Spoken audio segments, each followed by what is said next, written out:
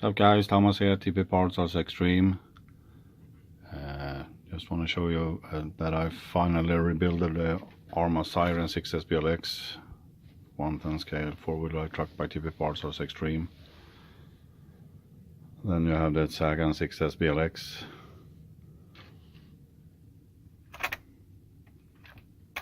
Everything is deanodized, brushed, polished.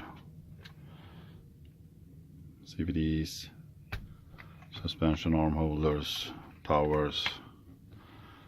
The only thing that I didn't do was the motor mount, actually.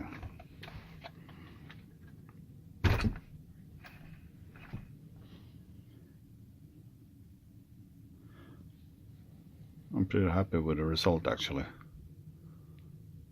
So we'll see when the first test I'm gonna do a body toolbox, so has to wait.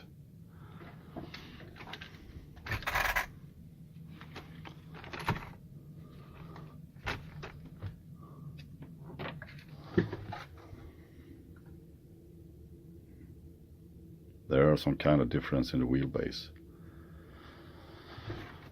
This one 34 millimeters shorter than the Typhon 6S, and this one is 36 millimeters shorter than the Siren 6S.